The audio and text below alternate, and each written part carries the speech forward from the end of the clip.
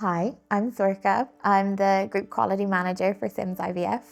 I've been here for 3 and a bit years now, and I love working here. It's great. I love all the people I work with. I love kind of inclusivity that is sort of at its core here, and the support network. Everyone are just most supportive people I've met. I started working here in the January, and I was very naive about fertility prior to this. You know, you're sort of raised with not much education about fertility in Ireland. It's an area that is constantly sort of being looked at and developed, and I do think it's come leaps and bounds, you know, when I was at school. But I knew kind of bare minimum, and I always sort of assumed it was something that wasn't going to be an issue. Just there was no obvious issues for me anyways, like regular cycles, no major dramas there. So when I started working here, it was January, and I kind of fully threw myself into it, and I just was kind of shocked at how common it is, how it can affect like 1 in 6 couples. It's, you know, something that I wasn't prepared that it was that common. So I was here maybe 7 months at this point, and I kind of had it at the back of my head of like, okay, maybe I should look at mine just in case. I had been very sort of indecisive in the past about my future and what I wanted out of it, but I had kind of come around through my friends. I have some beautiful, beautiful friends who have some beautiful kids, and getting to know them and their little personalities just completely opened my eyes to motherhood. And I, you know, had to sit down with myself about what do I actually want, and part of that was to be a mom. So it was about the July time then. I didn't plan much in advance. I sort of did it a bit on a whim. I was like, right, I'm going to get my AMH levels checked, which is your hormone that's in your blood that you check just to see kind of what your ovarian reserve looks like. It's not necessarily a final indicator, like obviously you do scans and things like that as well, but I just wanted to get a ballpark idea. One side of me thought everything was going to be absolutely fine, and then there was that gut feeling that no, I think there's something not quite right there. I had a feeling, and I think it's something I say to everyone always anyways, is trust your gut. Your gut doesn't steer you wrong. It's never steered me wrong. So I got the blood test done, and I asked one of the nurses, I was like, when the results come back, would you mind giving me my result? Because it was someone I trusted. It was a colleague that I'd become quite close with, and I was anticipating not the best result. I wasn't anticipating how bad the result actually was going to be. So I got it done on the Monday morning, and I think the result was back fairly quickly. And the nurse came in to me and was like, look, can we go chat in a room? And I was like, oh, this is going to be bad. And they sat me down and were like, look, they handed me the result, and on that little piece of paper it gives you, you know, your result versus the reference range for your age group and other age groups. And mine was extremely low. So that was very, very scary for me in that moment. It kind of was like, I suppose, a relief as well to know that my gut was right and that it was, you know, something, I was right to do it. And like, even though maybe other people thought at 28 that was too young to be testing and looking at that kind of thing. But for me, it was confirmation that I had done the right thing, that I was like, okay, now what's the plan? And the nurse said to me, like, look, this isn't a result you sit on and think, this is a result you act on. So they said, like, look, go downstairs, get yourself booked in with one of the doctors and see what your options are. Like, if you want to have kids, you need to do something now, which was scary but honest, which I appreciate. And I think that's like a common theme with our workers here, like with our doctors and our nurses, is that they don't sort of hold back. They're lovely about it, but they will be honest with you and they will tell you, you need to do something, and it's for a good reason. And so I got myself booked in with one of the doctors, and yeah, sort of kicked off my egg freezing journey quite quickly then. Everything did move. I think within a couple of weeks I was in chatting with the doctor, and they were fantastic, because the first thing that they sat me down was like, right, regardless of results, there's a couple of things that you need to make sure you're okay with before we proceed. One obviously being like the financial implications. You know, it's not necessarily like a thing that someone can drop at the hat do and produce a certain amount of money. Like, it is an expense. So he's like, you need to make sure you're financially, you're ready for this. Second thing is that you need to be making sure you are minding your emotional well-being as much as you're minding your physical well-being. So he deeply encouraged me to have a chat with one of the fertility counsellors that is associated. I had luckily already had someone that I speak to on a regular basis anyway, so I was happy to chat through everything with them. And then the third thing was your physical health as well, because you're about to go into something that your body has not experienced before. It can be extremely overwhelming. Like, you kind of feel like your body's not your own for, you know, the 2 weeks to month, however long your cycle takes to complete. Like, you're in for scans, you're getting bloods, you're injecting every day. You do feel, on one hand, like you are empowering yourself by doing all of this. And on the other hand, you also feel like you've lost your bodily autonomy because it's just so invasive as well. So you kind of need to prep yourself physically for that too. And unfortunately, I didn't have the luxury of time on my side to do a couple of months of like getting myself in the best fitness and, you know, taking loads of supplements. I kind of just had to go straight in and start. So kind of the first thing that we did then was to come in and do a scan, an antefollicle scan. So just look at what my ovaries looked like, what my uterus looked like, and see was there anything there that would cause, you know, an issue further along in a cycle. Thankfully, there was nothing on the scans. There was not much in the ovaries, unfortunately, either.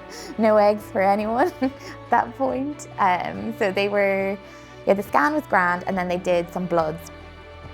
And that kind of started the first challenge for me.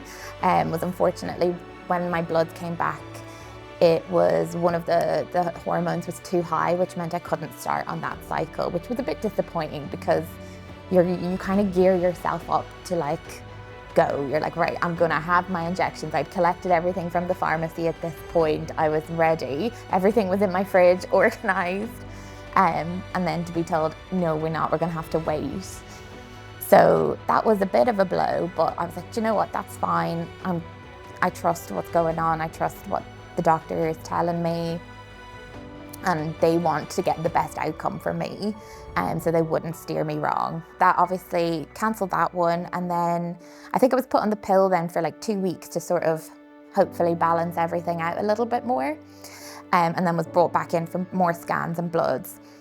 Again, my results came back and that same hormone was still high, which was a bit frustrating, and there's not really much you can do in that situation. So the doctor spoke to me and he was like, look, we can cancel again, but with the caveat of that next time it might still be high. We could be going through cycle after cycle trying to wait for the perfect moment, and that just doesn't arrive. Or we can just try. And I sort of was just so mentally ready to just give it a try that I was like, screw it, let's go, we'll try. He did tell me that there was about a 70% chance of the cycle being cancelled after my first kind of week of injections, so my first proper scan. But he said, like, look, do you want to try? And I was like, yes, I want to try.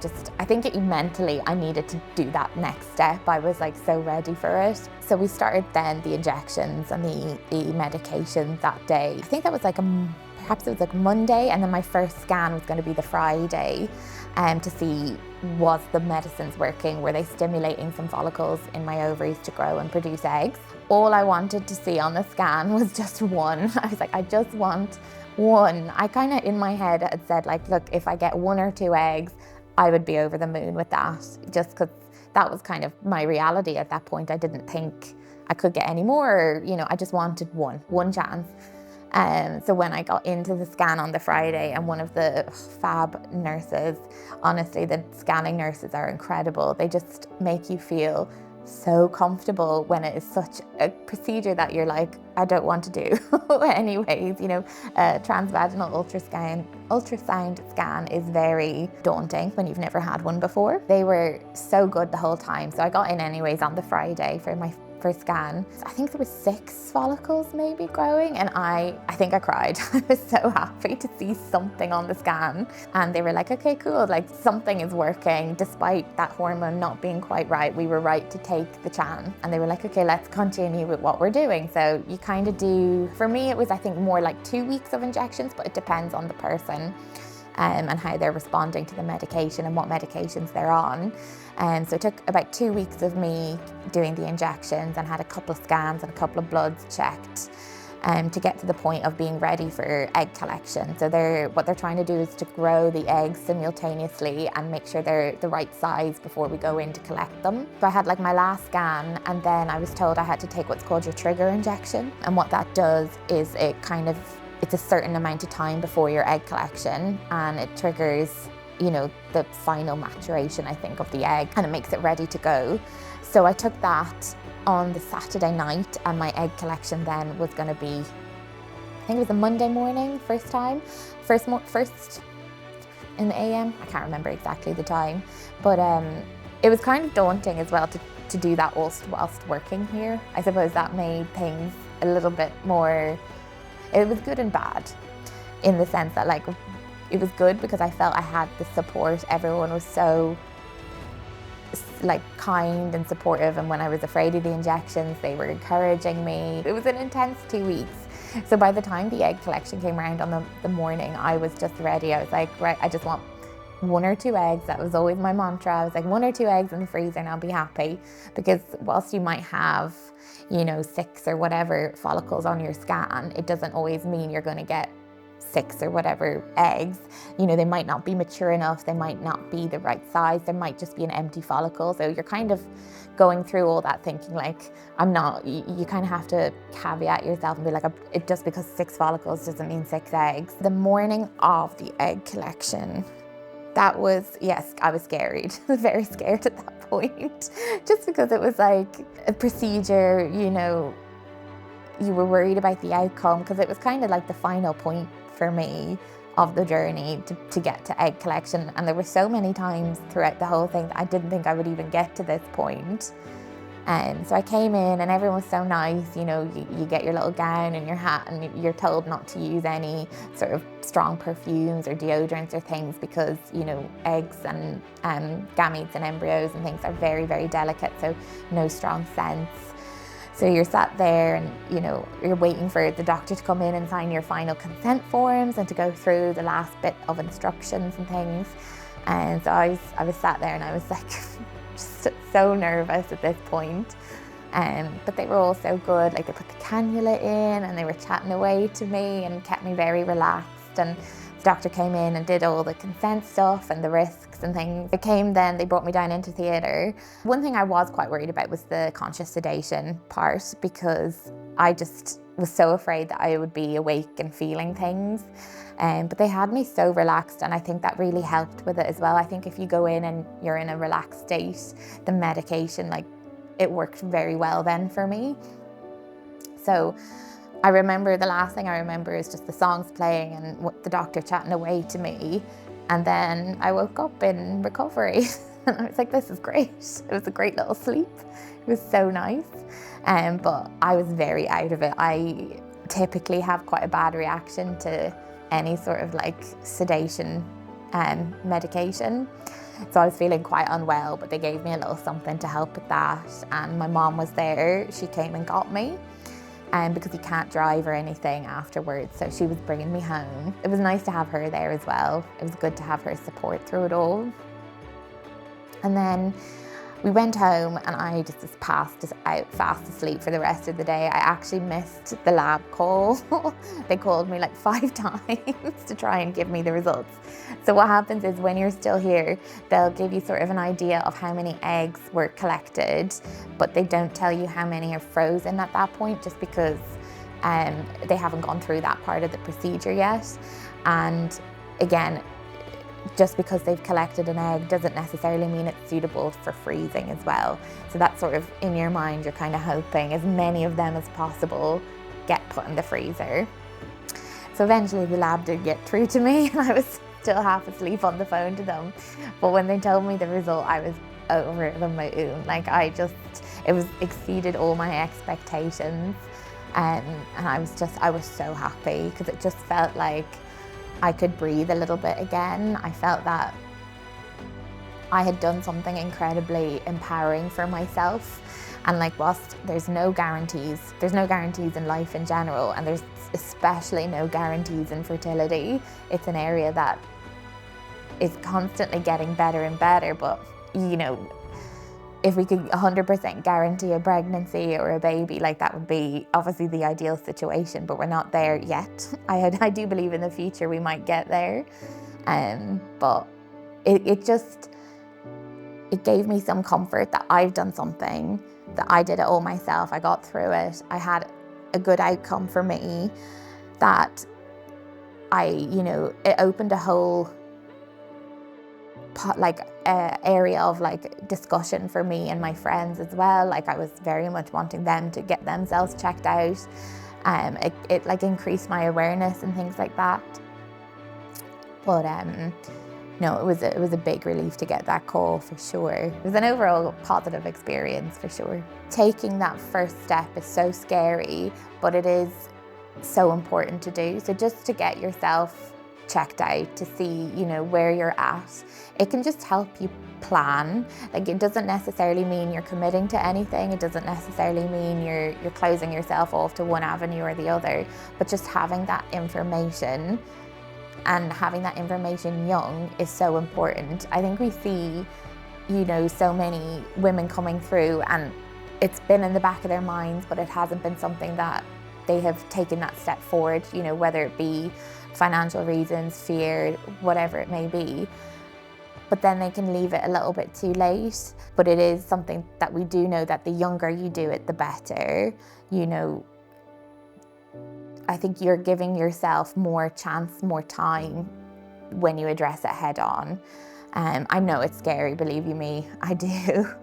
But it's something that, as a female, it's something that we can take ownership of, which is super important.